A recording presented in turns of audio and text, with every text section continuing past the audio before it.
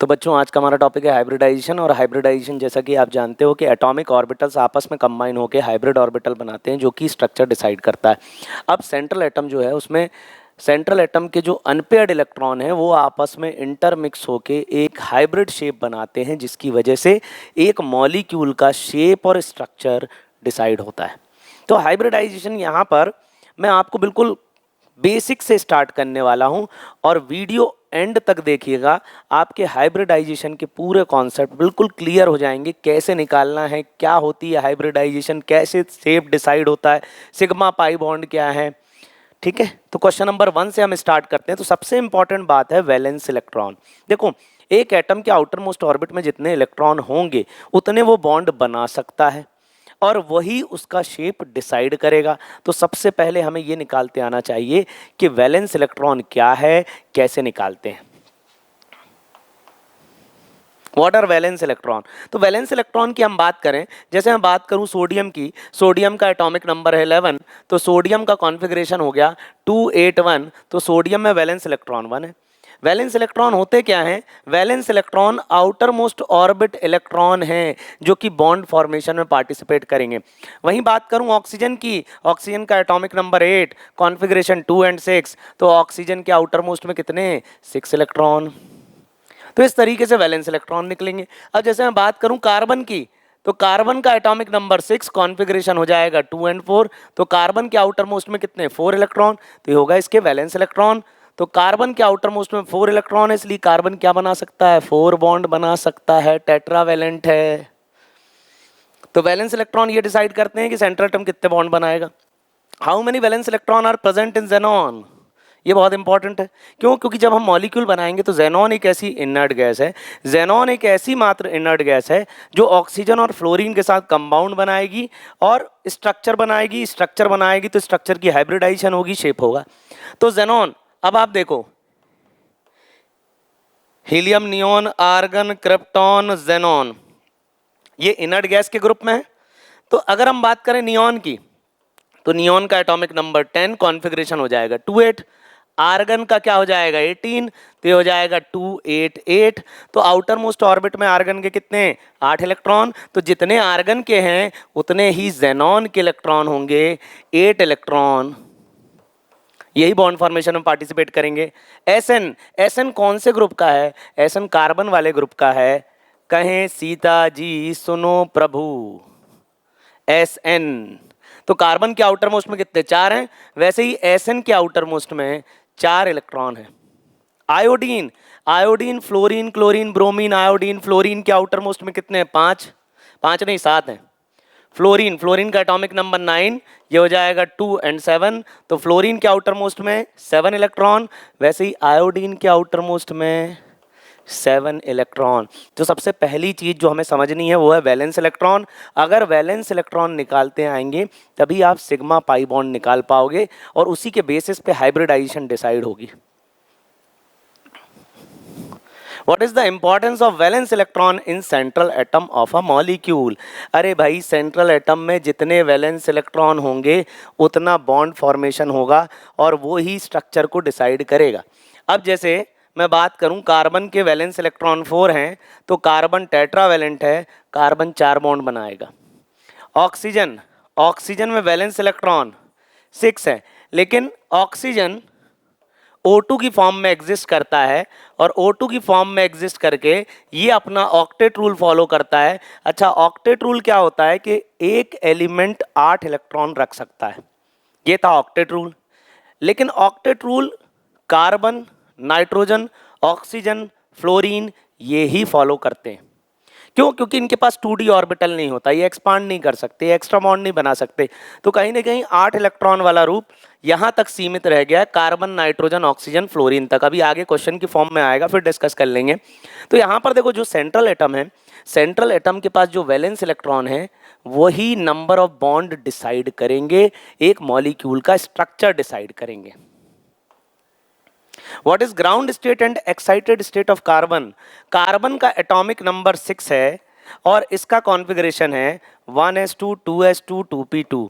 अगर आपको इस तरह का इलेक्ट्रॉनिक कॉन्फ़िगरेशन लिखना ना आता हो तो हमारा वीडियो एटॉमिक स्ट्रक्चर का वो देख लीजिएगा, उसमें पूरा इलेक्ट्रॉनिक कॉन्फ़िगरेशन इस तरीके से क्वेश्चन आंसर की फॉर्मेट में ही समझाया गया है। कार्बन 1s2 2s2 2p2, तो 2s2 यहाँ 2 इलेक्ट्रॉन एंड 2p2 यहाँ पर 2 इलेक्ट्रॉन 1 एंड 2, ये कॉन्फ़िगरेशन हो गया। अब देखो यहाँ पर ये 2s2 एंड 2p2, ये कार्बन का इलेक्ट्रॉनिक कॉन्फ़िगरेशन है। तो अभी इस स्टेट में देखें तो कार्बन के पास कितने अनपेयर्ड इलेक्ट्रॉन है? 2 अनपेयर्ड इलेक्ट्रॉन है। अगर इस स्टेट में अगर कार्बन बॉन्ड बनाता तो कार्बन केवल 2 हाइड्रोजन या 2 क्लोरीन से जुड़ पाता, लेकिन कार्बन है टेट्रावेलेंट, कार्बन अपना ऑक्टेट कंप्लीट करता है, तो कार्बन कहीं ना कहीं इस स्टेट में बॉन्ड नहीं बनाता, और ये कार्बन का ग्राउंड स्टेट कॉन्फ़िगरेशन है। ये कार्बन का ग्राउंड स्टेट है। अब हम बात करेंगे कार्बन के एक्साइटेड स्टेट की। कार्बन का एक्साइटेड स्टेट, ये 2s इलेक्ट्रॉन यहां चला जाएगा। अब देखो 1s2 2s1 और 2p3, तो ये इलेक्ट्रॉन उठकर यहां चला गया, तो इसके पास कितने अनपेयर्ड हैं? 4 अनपेयर्ड हैं। अब ये 4 हाइड्रोजन के साथ जुड़ सकता है, अब ये 4 क्लोरीन के साथ जुड़ सकता है। तो कार्बन अपनी एक्साइटेड स्टेट में बॉन्ड बनाता है, ना कि ग्राउंड स्टेट में, इसलिए कार्बन टेट्रावेलेंट है।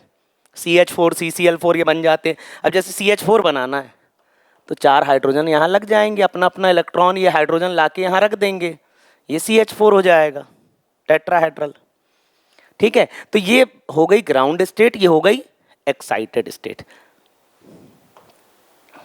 Define the term hybridisation. अब देखो इसके पहले मैंने आपको बताया कार्बन की ग्राउंड एंड एक्साइटेड स्टेट। अब समझना, जैसे कार्बन है, कार्बन का configuration 1s2 2s2 and 2p2, ये कार्बन का ग्राउंड स्टेट का कॉन्फ़िगरेशन है। अब ध्यान से समझना इसको। और कार्बन की एक्साइटेड स्टेट का कॉन्फ़िगरेशन है 2s1 एंड 2p3, ये कॉन्फ़िगरेशन है। अब देखो कार्बन के ये 4 एटॉमिक ऑर्बिटल s, ये px, ये py और pz, ये 4 एटॉमिक ऑर्बिटल आपस में इंटरमिक्स होके एक हाइब्रिड ऑर्बिटल बनाएंगे। अब s स्फेरिकल होता है, p डम्बेल होता है, ये px हो गया, ये py हो गया और ये pz हो गया। तो ये 4 एटॉमिक ऑर्बिटल आपस में मिक्स होके एक हाइब्रिड ऑर्बिटल बनाएंगे, और इसी को हम कहते हैं हाइब्रिडाइजेशन। अब देखो यहाँ पर सेंटर पे क्या है? कार्बन है, और कार्बन के 4 इलेक्ट्रॉन हैं। अब मैंने कहा जैसे CH4 बनाना है, समझना बात को। देखो जो सेंट्रल एटम होता है वही हाइब्रिडाइजेशन को डिसाइड करता है। क्यों डिसाइड करता है? क्योंकि वैलेंस इलेक्ट्रॉन सेंट्रल एटम के हम ले रहे हैं, सेंट्रल एटम के एटॉमिक ऑर्बिटल मिक्स हो रहे हैं, मिक्स होके एक हाइब्रिड ऑर्बिटल बना रहे हैं, जिसकी एनर्जी, इन चारों की इंडिविजुअल एनर्जी अगर हम ऐड करें तो इसकी एनर्जी इन चारों की इंडिविजुअल एनर्जी से कम होगी। तो यहाँ पर इसकी एनर्जी कम है, स्टेबिलिटी ज़्यादा है। अब यहाँ पर ये 4 हाइड्रोजन अगर लग गए इस तरीके से तो ये बन गया अपना CH4, शेप हो गया टेट्राहेड्रल। तो हाइब्रिडाइजेशन है क्या? देखो जो सेंट्रल एटम है वो हाइब्रिडाइजेशन को डिसाइड करता है। जो सेंट्रल एटम के ये जो ऑर्बिटल हैं जिनमें सिंगल सिंगल इलेक्ट्रॉन हैं, ये आपस में इंटरमिक्स होके एक हाइब्रिड ऑर्बिटल बनाते हैं जो कि शेप को डिसाइड करते हैं। तो अभी आप हाइब्रिडाइजेशन इतना ही समझो, phenomena of intermixing of atomic orbitals of different size and almost similar energies forms a hybrid orbital. Explain hybridization concept of CH4, जैसा कि मैंने अभी बताया। ये देखो यहाँ पर मैंने ये हाइब्रिडाइजेशन कॉन्सेप्ट ही समझाया CH4 का, कि ground state, excited state intermix हुए और 4 हाइड्रोजन यहाँ लग गए। तो ये इस तरह का, ये इसका ऑर्बिटल डायग्राम है, ऑर्बिटल डायग्राम है। और इस तरीके से अब देखो यहाँ पर S का 1 इन्वॉल्व हुआ और P के 3 इन्वॉल्व हुए, तब जाके sp3 हाइब्रिड आया। अब देखो CH4 में एक S का, फिर PX, PY एंड PZ, ये ऑर्बिट इन्वॉल्व हुए और इस तरीके से हाइब्रिड शेप बना। हाइब्रिड मतलब ना पूरी तरह एस के जैसा होगा ना पूरी तरह पी के जैसा होगा, ये बनेगा sp3 हाइब्रिड। यहाँ पर सेंटर पे क्या है, कार्बन है, और यहाँ लग गए ये 4 हाइड्रोजन।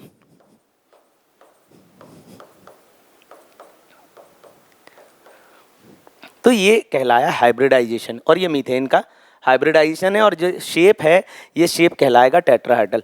तो एटॉमिक ऑर्बिटल के इंटरमिक्सिंग से ही शेप डिसाइड होता है। How hybridisation of molecule decide the structure of molecule. भाई जो एटॉमिक ऑर्बिटल आपस में कंबाइन होंगे, कंबाइन होने की वजह से वो एक बेसिक शेप बनाएंगे, और वो जो बेसिक शेप होगा वो इस तरीके से होगा कि एटम के बीच रिपल्शन मिनिमम हो। रिपल्शन मिनिमम होगा, धक्का मुक्की ना होगी, तो स्टेबिलिटी ज़्यादा होगी। ठीक है, तो इस तरीके से हाइब्रिडाइजेशन ही एक बेसिक स्ट्रक्चर, बेसिक शेप तैयार करता है, जो कि मॉलिक्यूल के स्ट्रक्चर को डिसाइड करता है। Explain hybridisation concept for AlCl3। जैसे अभी अपन ने CH4 के लिए उसको एक्सप्लेन किया था, वैसे ही अभी AlCl3 के लिए करते हैं। एल्यूमिनियम का atomic number 13, 1s2, 2s2, 2p6, 3s2 and 3p1, ये हो गया 13। अब इसको हम लिख सकते हैं नियॉन, ये इनर्ट गैस है नियॉन, 3s2, 3p1, 3s2 ये 2 इलेक्ट्रॉन, 3p1 ये 1 इलेक्ट्रॉन। अगर इस स्टेट में एल्यूमिनियम बॉन्ड बनाता, ध्यान से सुनना, अगर इस स्टेट में एल्यूमिनियम बॉन्ड बनाता तो केवल एक ही बॉन्ड बना पाता, एक हाइड्रोजन या एक क्लोरीन से जुड़ पाता।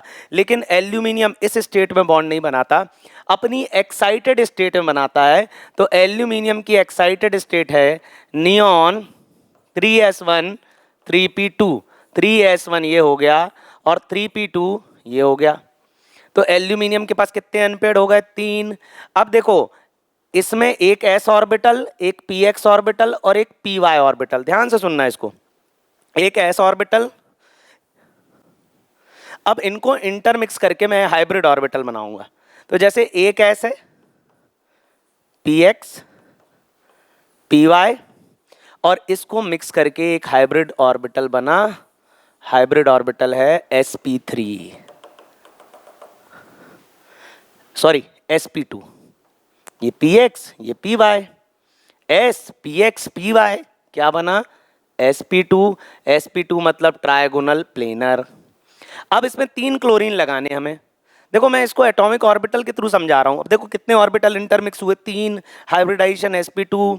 अब एक क्लोरीन की बात करें, क्लोरीन का एटॉमिक नंबर 17, कॉन्फ़िगरेशन क्या हो जाएगा इसका, नियॉन 3s2, 3p5, 3p5 मतलब 1 2 3 4 5, इसमें एक अनपेयर्ड, तो p का एक अनपेयर्ड हो जाएगा।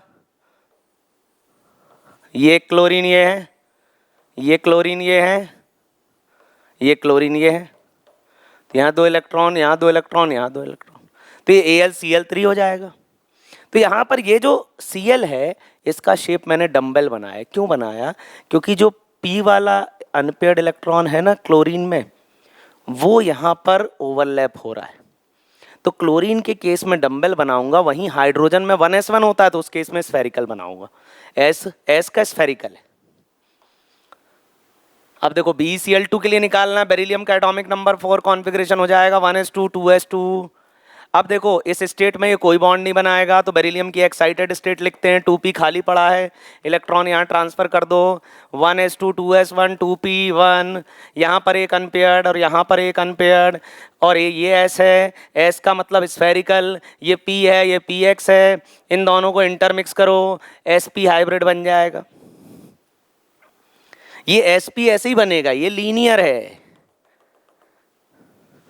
अब देखो सेंटर पे क्या है, बेरिलियम, क्योंकि सेंटर वाला डिसाइड करेगा कि भाई हाइब्रिडाइजेशन क्या होगी।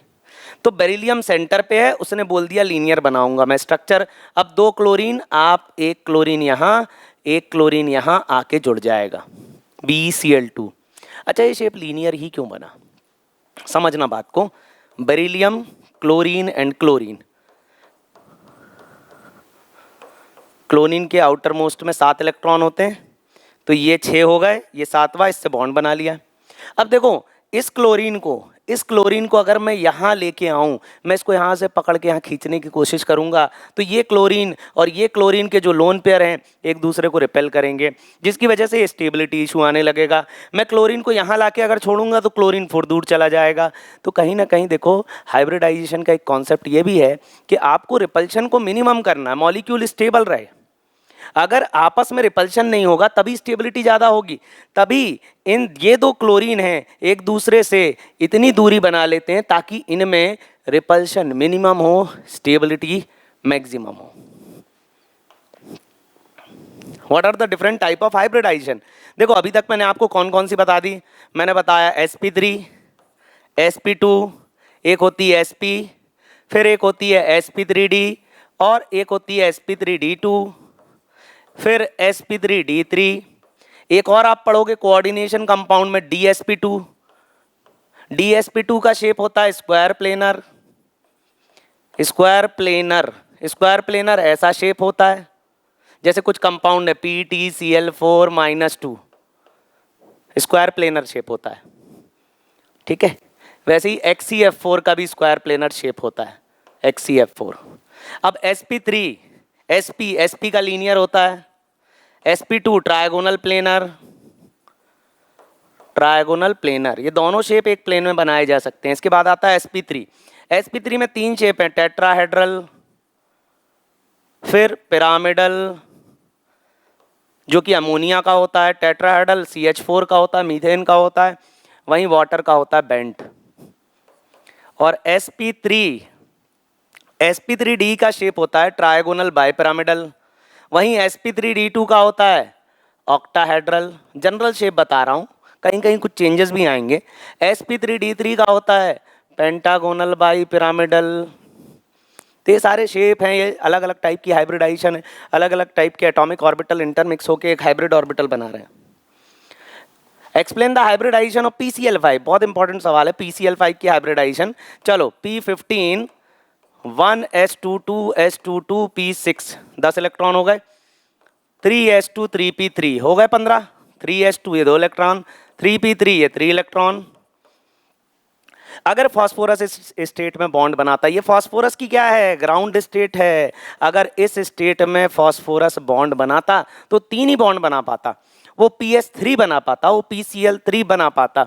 लेकिन फास्फोरस अपनी एक्साइटेड स्टेट में बॉन्ड बनाता है। एक्साइटेड स्टेट मतलब कि यहाँ पर 3d ऑर्बिटल खाली हैं, तो ये इलेक्ट्रॉन उठकर यहाँ से यहाँ चला जाता है। तो फास्फोरस की एक्साइटेड स्टेट में ये हो गया नियॉन, 3s1, 3p3 और 3d1। तो यहाँ 1 इलेक्ट्रॉन, यहाँ पर ये 3 इलेक्ट्रॉन और d1 में 1 इलेक्ट्रॉन। तो s का 1 इन्वॉल्व हुआ, p के 3 px, py, pz और ये d। तो हाइब्रिडाइजेशन हो जाएगी sp3d। तो यहाँ हाइब्रिडाइजेशन हो जाएगी sp3d। ठीक है, क्योंकि ये सारे एटॉमिक ऑर्बिटल आपस में इंटरमिक्स होंगे। तो s का 1, p के 3 और d का 1, तो हाइब्रिडाइजेशन हो गई sp3d। और शेप यहाँ पर हो जाएगा ट्रायगोनल बाइपिरामिडल p, और यहाँ पर ये ट्राइंगल इस प्लेन में और ऊपर नीचे पिरामिड, ट्रायगोनल बाइपिरामिडल। तो ये शेप होगा PCl5 का। इस तरीके से हाइब्रिडाइजेशन इसकी निकलेगी। अब देखो next question, why NCl5 does not exist. भाई PCl5 बनता है, उसकी हाइब्रिडाइजेशन sp3d है। अगर आपसे NCl5 पूछ लिया जाए कि NCl5 की हाइब्रिडाइजेशन क्या है, तो आपको यही बोलना है NCl5 एग्जिस्ट नहीं करता। अब क्यों नहीं करता, मैंने अभी इसके पहले बताया था कि नाइट्रोजन ऑक्टेट रूल फॉलो करता है। NCl5 मतलब नाइट्रोजन से 5 बॉन्ड जुड़ गए, 5 बॉन्ड मतलब 10 इलेक्ट्रॉन, 10 इलेक्ट्रॉन मतलब 8 से ज़्यादा इलेक्ट्रॉन हो गए। तो अब क्यों एग्जिस्ट नहीं करता, नाइट्रोजन का एटॉमिक नंबर 7। इसके लिए आप नाइट्रोजन की ना एक्साइटेड स्टेट लिख के बताओ। लिखो जरा, ट्राई करो नाइट्रोजन की एक्साइटेड स्टेट।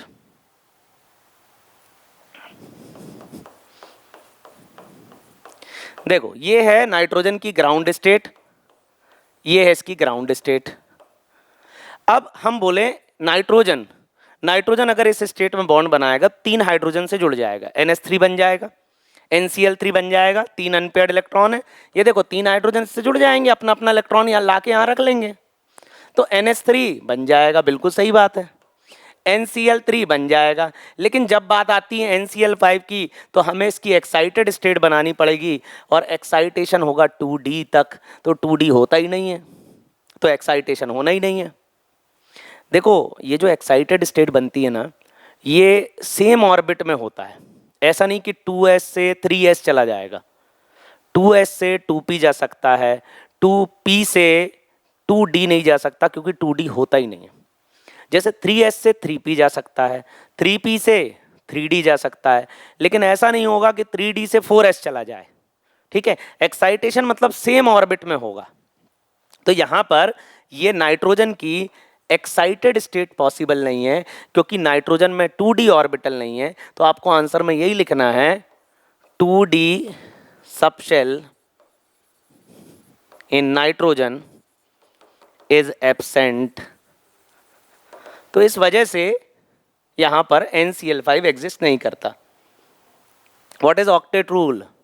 ऑक्टेट रूल देखो, पहले स्टार्टिंग में जो मॉलिक्यूल आए ना, जैसे आप नेचर में ढूंढने जाओगे, आप कौन सा मॉलिक्यूल लाओगे? देखो सबसे पहले आप लाओगे वाटर, ऑक्सीजन अपने नेचर में है, नाइट्रोजन है, कार्बन डाइऑक्साइड है। तो ध्यान से समझना इस बात को। जैसे ऑक्सीजन है, ऑक्सीजन के आउटर मोस्ट में 6 इलेक्ट्रॉन है, दूसरा ऑक्सीजन 1 2 3 4 5 6, तो यहाँ पर ये 8 इलेक्ट्रॉन, ये 8 इलेक्ट्रॉन पूरा हो जाएगा और यहाँ डबल बॉन्ड बन जाएगा। वैसे ही नाइट्रोजन की हम बात करें 1 2 3 4 5, दूसरा नाइट्रोजन 1 2 3 4 5, ये इसका ऑक्टेट कंप्लीट हो गया, ये इसका ऑक्टेट कंप्लीट हो गया, ठीक है। फिर CO2 की बात करें, देखो कार्बन के आउटर मोस्ट में 4, फिर ऑक्सीजन के आउटर मोस्ट में 6 इलेक्ट्रॉन, ऑक्सीजन को 2 इलेक्ट्रॉन की जरूरत है ऑक्टेट कंप्लीट करने के लिए, इस ऑक्सीजन को भी 2 इलेक्ट्रॉन की जरूरत है ऑक्टेट कंप्लीट करने के लिए, और इस कार्बन को 4 इलेक्ट्रॉन की जरूरत थी। तो यहाँ नेचर में जब हम मॉलिक्यूल ढूंढने निकले तो हमने देखा कि भाई ज़्यादातर मॉलिक्यूल ऑक्टेट रूल फॉलो कर रहे हैं। बाद में फिर BCl2 AlCl3 और बहुत सारे कंपाउंड ढूंढे तो वो ऑक्टेट रूल फॉलो नहीं कर रहे थे, तो कहीं ना कहीं ऑक्टेट रूल गलत हो गया। बहुत सारी लिमिटेशन आ गई ऑक्टेट रूल की। देखो 8 से कम इलेक्ट्रॉन वाले BCl2 AlCl3 BCl3, 8 से ज़्यादा इलेक्ट्रॉन वाले SF6 PCl5, फिर जेनॉन कंपाउंड आ गए HCF2 HCO3 HCOF4। अब H2O है, जैसे 1 2 3 4 5 6, 2 हाइड्रोजन इससे जोड़ दो आप, तो इसके 8 इलेक्ट्रॉन हो गए। अब हाइड्रोजन तो हीलियम जैसा बनना चाहता, वो तो डुप्लेट ही फॉलो करता है। तो ये था ऑक्टेट रूल। कौन फॉलो करेगा? Carbon nitrogen oxygen fluorine will follow octet rule.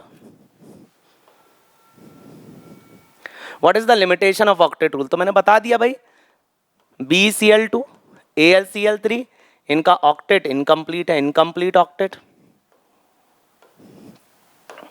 फिर उसके बाद जेनॉन कंपाउंड HCF2, 8 से ज़्यादा इलेक्ट्रॉन यहाँ पर भी हो जाते हैं, SF6 हो गया, PCl5 हो गया, 8 से ज़्यादा इलेक्ट्रॉन हो गया, एक्सपांडेड ऑक्टेट वाले। What are sigma and pi bond? अब सिग्मा पाई बॉन्ड क्या होते हैं, इस बात को समझना। इसके लिए मैं एक स्ट्रक्चर लेता हूँ, जैसे इथेन का स्ट्रक्चर। ये इथेन है, CH3 सिंगल बॉन्ड CH3। अब इस कार्बन में 4 सिग्मा है। देखो ये जो कार्बन है, इसका अगर ऑर्बिटल डायग्राम बनाए तो ऐसा बनेगा।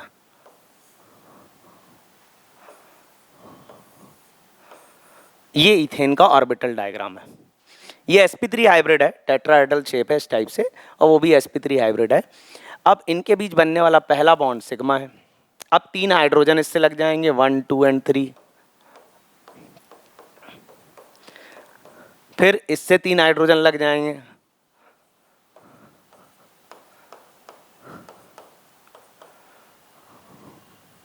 तो यहाँ पर ये जो बॉन्ड बना, इसको हमने कहा सिग्मा बॉन्ड।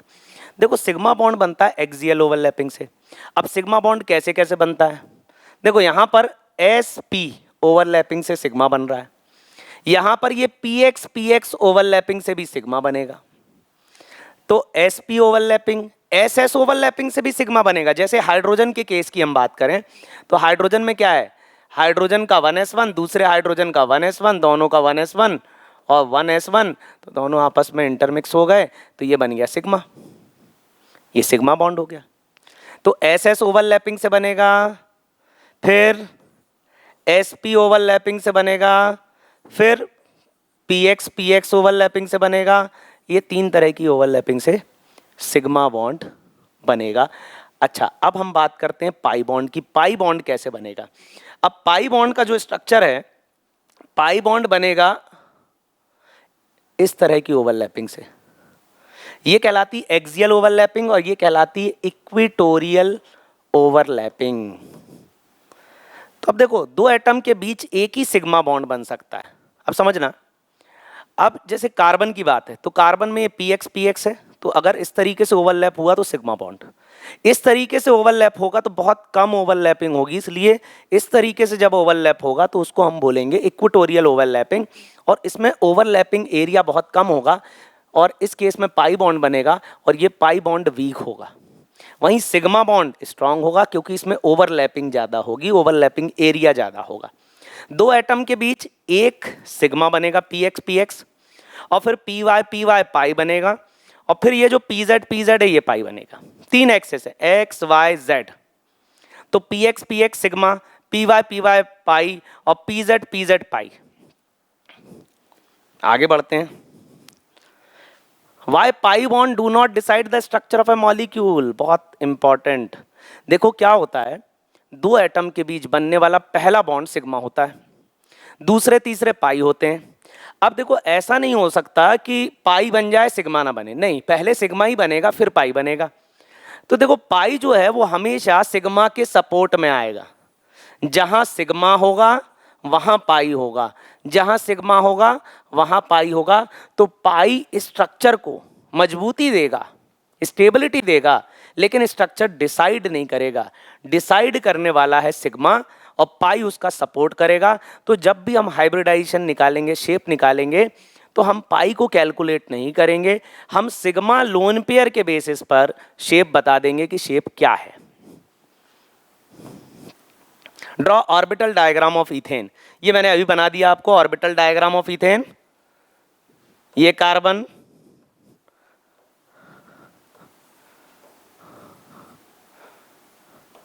और ये हाइड्रोजन लग गया, ये हो गया इथेन। यहां दो इलेक्ट्रॉन, जिन दो इलेक्ट्रॉन की शेयरिंग हो रही है, ये सारे सिग्मा बॉन्ड है, सारे सिग्मा है। दो एटम के बीच बनने वाला पहला बॉन्ड सिग्मा है, ये सारे सिग्मा है। अब पाई समझा देता हूं। अब देखो, orbital diagram for ethene. Ethene क्या होता है? CH2 double bond CH2, carbon, ये दूसरे कार्बन से, फिर ये